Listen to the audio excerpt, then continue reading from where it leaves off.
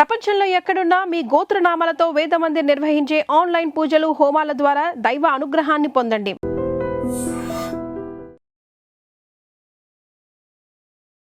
నమస్కారం, welcome to I dream. ధర్మ మార్గం విత్ విజిత కార్యక్రమానికి స్వాగతం.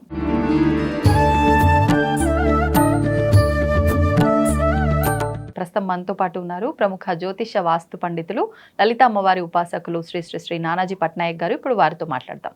నమస్కారం అండి. శ్రీమాత్రే నమః. మనం ఈ మధ్య కాలంలో గమనిస్తున్నాము, రిలేషన్ ఏదైనా ఒకరితో ఒకరికి బంధం, ఏ బంధమైనా సరే చాలా ఘోరమైన పరిస్థితులు ఎక్కువగా చూస్తున్నాం. ఆ బంధంలో ఆ బాధ్యతలు కనిపించట్లేదు, ఆ బాండింగ్ కనిపించట్లేదు, ఏమీ లేవు, అన్నీ లోపిస్తున్నాయి రోజులు గడిచే కొద్దీ. ఎందుకు ఇలా అవుతుంది? కొంతమంది చూస్తే బాగున్నారు, కొంతమంది చూస్తే ఇలా ఉన్నారు అనుకోవడానికి లేదు. మొత్తం ఇదే ధోరణిలో వెళ్ళిపోతుంది. అంటే గ్రహాల పరిణామాలే కారణమా, లేకపోతే కలికాలం కాబట్టి ఇలా ఉండటం ఇంకా సహజమా? దీన్ని ఏ విధంగా అర్థం చేసుకోవచ్చు అంటే? రెండు విషయాలండి, మంచి క్వశ్చన్ వేశారు. ఒకటేమో వీళ్ళు ఎంత బాగా చూసుకున్నా రిలేషన్స్ దెబ్బతింటాయి. అది వాళ్ళ పూర్వజన్మలో చేసుకున్న కర్మ. కొన్నిసార్లు ఏమో అవగాహన లోపం. ఓకే.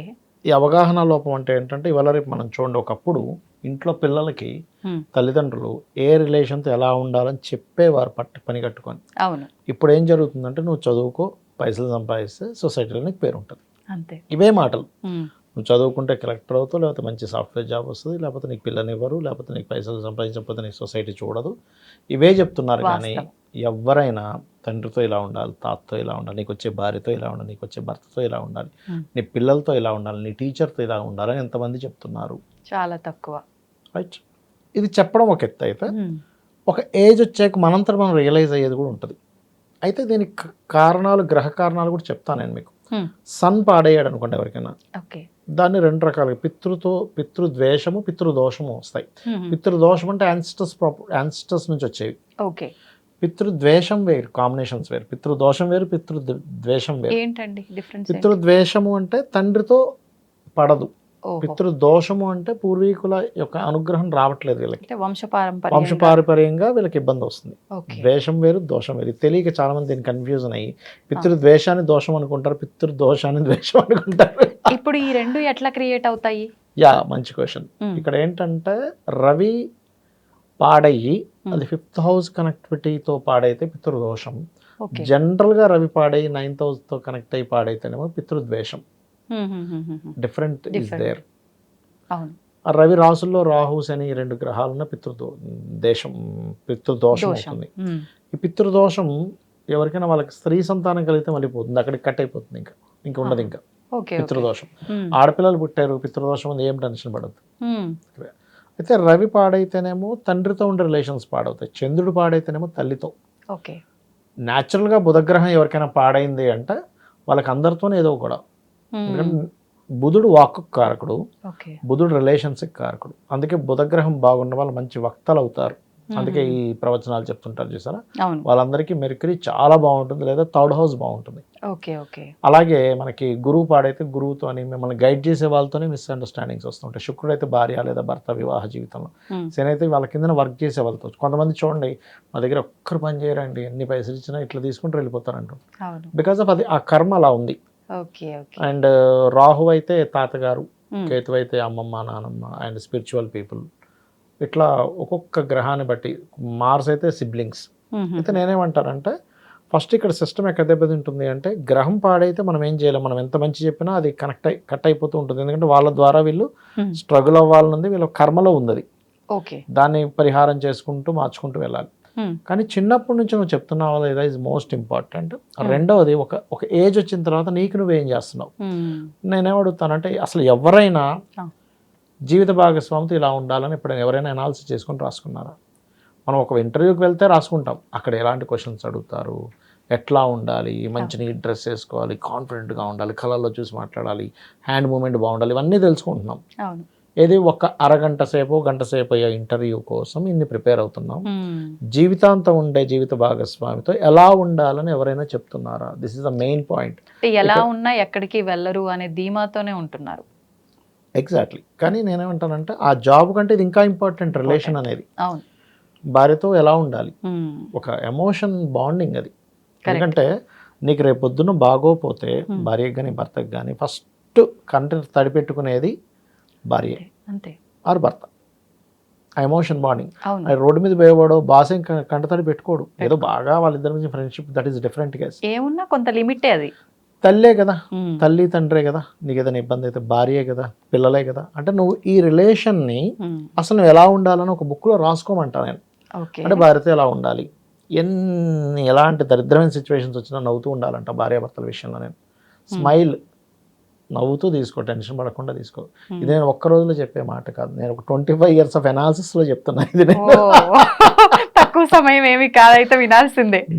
నేను కూడా ఒకప్పుడు ఆవేశంగా ఉండవాడిని, కానీ అనాలిసిస్ చేసుకుంటూ ఉంటే అసలు ఎందుకు ఆవేశపడుతున్నాము అంటే కొన్ని విషయాలు వాళ్ళకి అమాయకంగా తెలియవు. అవును, కొన్నిసార్లు భర్తకు తెలియకపోవచ్చు, కొన్నిసార్లు భార్యకు తెలియకపోవచ్చు. కరెక్టే. ఓకే, కొంతమందికి ఇంతే నాలెడ్జ్ ఉంటుంది, ఇలాగే ఉంటారని ఫిక్స్ అయిపోయి ఎంతైనా పార్ట్నర్ కదా అని ఫీల్లో వెళ్ళిపోవాలి. కరెక్ట్ అండి. ఒకటి.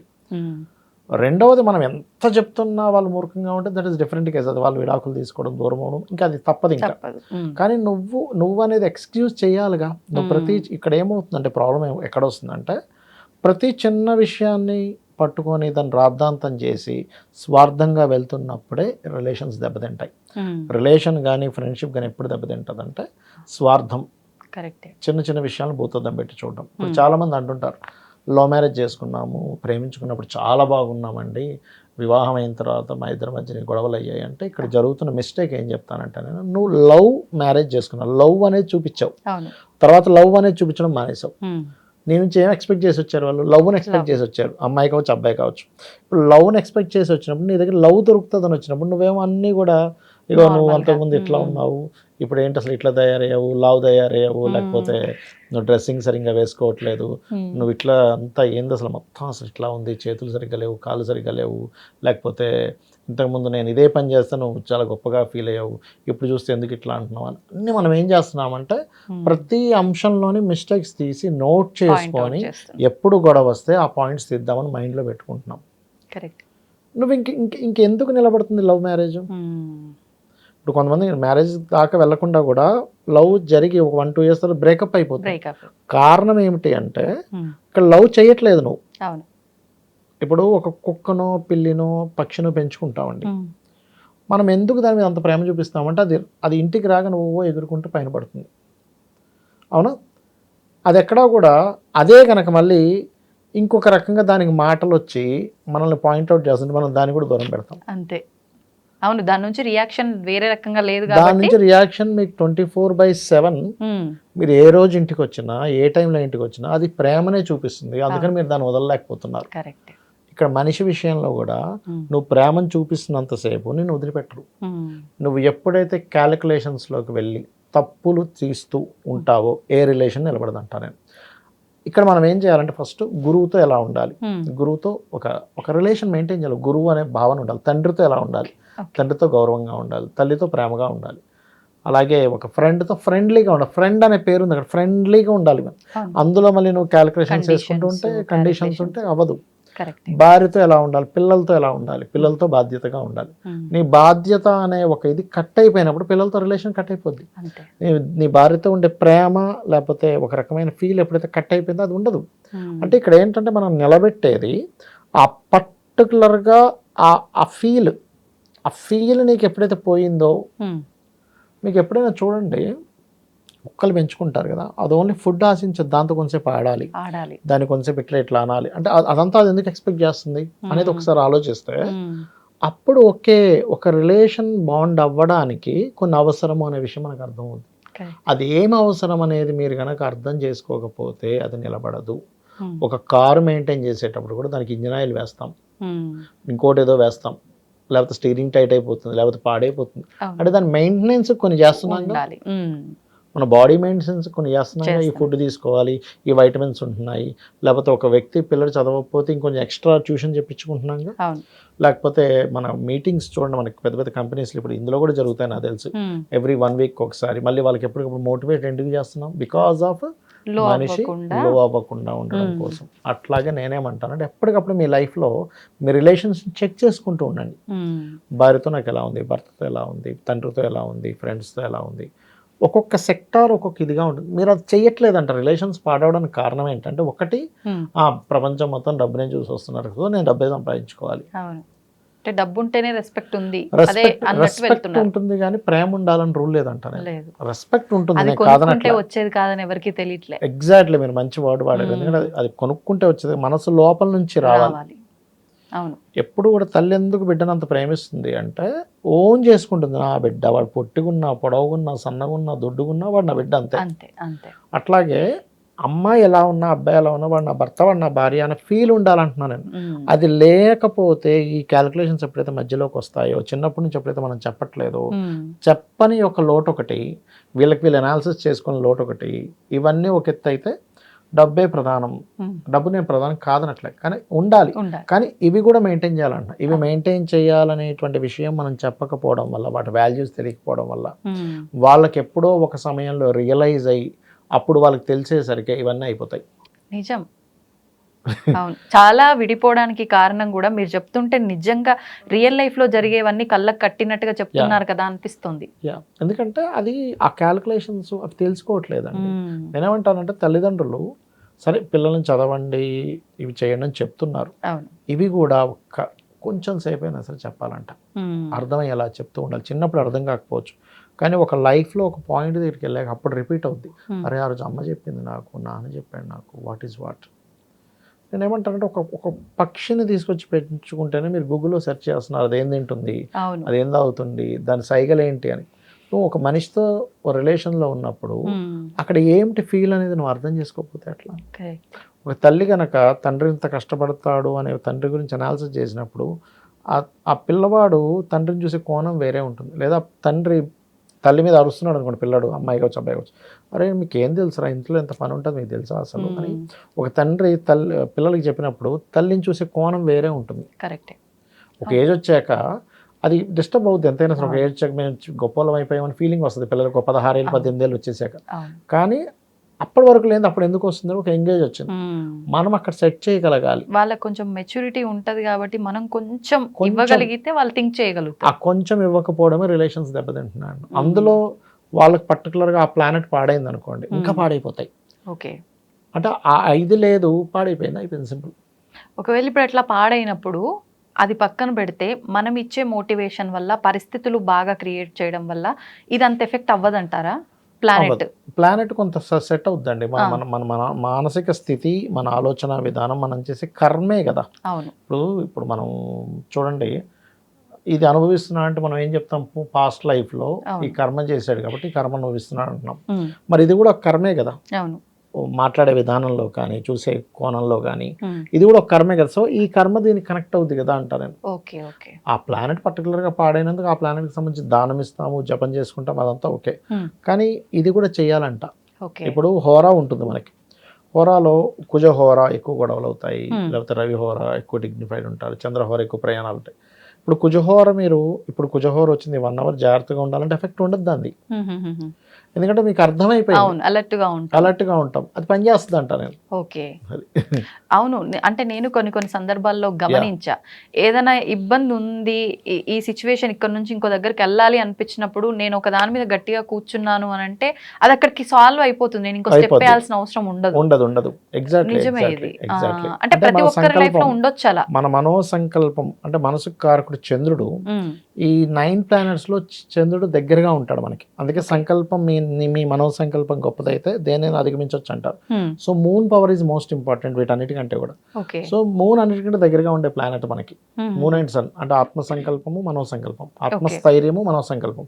సో ఆత్మస్థైర్యం ఉండి మనోసంకల్పం చేసుకోండి. ఈ మిగతా 7 ప్లానెట్స్ ఏవైతే ఉన్నాయో వీటికంటే ఇవి ఎక్కువ ప్రభావితం చేస్తాయి కాబట్టి నువ్వు స్ట్రాంగ్గా ఉండడం వల్ల ఇవన్నీ కూడా సపోర్ట్ చేస్తాయి ఆటోమేటిక్గా. ఓకే, ఇప్పుడు అంటే ఈ గ్రహాలు బ్యాలెన్సింగ్ కరెక్ట్గా ఉండాలి అంటే ఎప్పుడో బాగోలేనప్పుడే మేము ఇది చేస్తాం అన్నట్లుగా కాకుండా నిత్య జీవితంలో దీనికి సంబంధించిన విధానాలు అలవాటు చేసుకుంటే బెటర్ ఏమో కదండి. అవును, ఎందుకంటే ఇక్కడ ఫస్ట్ ఆఫ్ ఆల్ మనకి నవగ్రహ ప్లానెట్స్ ఉంటాయి కదా టెంపుల్లో, అక్కడికి వెళ్ళి దీపారాధన చేయడం ప్రాక్టీస్ చేయాలి ఫస్ట్. నిత్య దేవతారాధన ఖచ్చితంగా బ్యాలెన్స్ అవుతుందండి, అందులో డౌట్ ఏం లేదు. అందులో పర్టికులర్గా మీరు ఇప్పుడు అంటే ఎలా అంటే, ఇప్పుడు ఒక మనిషి హెల్త్ కోసం ఒక రిపోర్ట్ తీసుకుంటారు, అన్ని టెస్ట్లు చేయించుకొని, ఏది బాగుంది ఏది బాగాలేదు, ఈ వైటమిన్స్ తగ్గాయి, B12 తగ్గింది, లేకపోతే ఫలానా తగ్గింది అని మనం ఒక ఇంజెక్షన్ తీసుకుంటాం. అంతే. అలాగే ప్లానెట్స్లో ఏది వీక్గా ఉంది, ఏది స్ట్రాంగ్గా ఉందో తెలుసుకొని వీక్గా ఉన్న వాటికేమో జపం చేయించుకోవడమో దీపారాధన చేయడమో చేస్తూ స్ట్రాంగ్గా ఉండేటువంటి తెలుసుకొని ఆ రోజుల్లో మీరు ఏదైనా ఒక ముఖ్యమైన పని ప్రారంభిస్తే కూడా బాగుంటుంది. ఓకే. అలాగే ఇప్పుడు మనం ఈ ప్లానెట్స్లో ఏది బాగుందో బాగాలేదు చూసుకొని ఆ రిలేషన్ వాళ్ళతో మీరు ఏదైనా బిజినెస్ చేస్తే కూడా బాగుంటుంది. ఇప్పుడు సన్ బాలేడు, మీరు తండ్రితో చేస్తే అంత కలిసి రాదు అక్కడ. ఓకే. మూన్ బాలేడు, అత్త లేకపోతే తల్లి గారు వారితో బాగోదు. వీనస్ బాగున్నాడు, భార్యతో కలిపి చేస్తే బాగుంటుంది. అట్లా ఓకే. ప్లానెట్ని బట్టి మీరు బిజినెస్ డిసైడ్ అవ్వచ్చు, రిలేషన్ డిసైడ్ అవ్వచ్చు. ఎట్ ది సేమ్ టైం దాన్ని ఎట్లా సెట్ చేసుకోవాలో తెలుసుకోవచ్చు కూడా. ఓకే. ఓకే. అంటే కొంచెం అవగాహన ఉండాలి. ఎగ్జాక్ట్లీ. అయితే నేనేమంటానంటే ఫస్ట్ అసలు మీరు ఒక పెన్ పేపర్ తీసుకొని రాస్తున్నారా, రాస్తూ ఉండాలి. ఏం పడట్లేదు, ఏం పడుతున్నాయి, మీరు ఎట్లా ఉండాలి, అసలు ఏమైనా గూగుల్ సెర్చ్ చేస్తున్నారు, ఎట్లా ఉండాలి, ఎవరైనా చేశారు ఇప్పటివరకు, చేస్తేనే కదా నువ్వు అసలు బాగుపడేది. అవి ఏమీ చేయకుండా నాకు రిలేషన్ బాగాలేదు అని ఎందుకు బాధపడతా ఉంటారు. కరెక్టే మీరు అన్నది. ఇప్పుడు వాస్తవానికండి గూగుల్ సెర్చ్ దాకా పక్కన పెడితే మీరు అన్నట్టు కనుక పెన్ను పేపర్ పట్టుకొని రాస్తే ఒక రోజు కాకపోతే ఒక రోజు తెలియకుండానే అరే ఆ రోజు చాలా సిల్లిది ఎందుకు ఇట్లా చేసినా అనిపిస్తుంది. కరెక్ట్ చేసుకోవచ్చు. నీకు ఫస్ట్ మైండ్లో కరెక్ట్ చేసుకోవాలని ఉండాలి కదా. అవును, ఉండాలి. అది కూడా కరెక్టే. అంటే ఇక్కడ ఏమైపోతుంది అంటేనండి, మనిషితో మనిషి సంబంధాలు ఉండేది పోయింది. అంటే ఎట్లా అంటే అవసరాలు ఉండేది పోయింది. ఫుడ్ కావాలి, జొమాటోలో బుకింగ్ చేసుకుంటా, ఈజీ. ఇంట్లో పని మనిషిని పిలిపిస్తే అర్బన్ క్లాప్లో పిలిస్తే 2 గంటలు చేసి వెళ్ళిపోతారు, 200 తీసుకుని వెళ్ళిపోతారు. దీనికి నాకు ఎందుకు మనిషి అని ఫీల్ అయిపోతున్నాడు. అది కూడా మెయిన్ కారణం.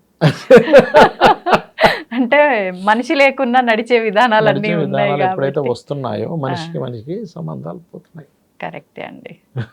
నిజంగా ఒక గొప్ప విషయాన్నే మీరు ఇన్ని రోజుల రీసెర్చ్ నిజంగా అంటే తిట్టుకునేటోళ్ళు తిట్టుకుంటారు, యాక్సెప్ట్ చేసేటోళ్ళు యాక్సెప్ట్ చేస్తారు, కానీ ఏదేమైనా వాస్తవం మీరు తెలుసుకున్నది తెలియజేసింది కూడా. సంతోషం అండి, ధన్యవాదాలు. శ్రీమాత్రే నమః.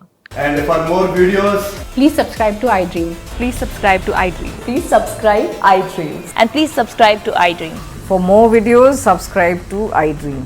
please like, share and subscribe to the channel. Congratulations, iDream. Subscribe to iDream. Subscribe to iDream. So subscribe to iDream Media. iDream ki iDream team andarki huge congratulations. Please subscribe iDream Media. Please subscribe to iDream. Subscribe iDream. Please subscribe to iDream. iDream అంటే నా కళల channel subscribe చేసుకున్న నోరు తిరుగుతలేదు, మీరైతే గంట గుర్తు కొట్టండి. For more such videos, please subscribe to iDream. Subscribe to iDream. Please subscribe to iDream. Please subscribe iDream Media. Please do subscribe to iDream. Please subscribe to iDream Media. For best entertainment and information, please subscribe iDream. And don't forget to subscribe to iDream.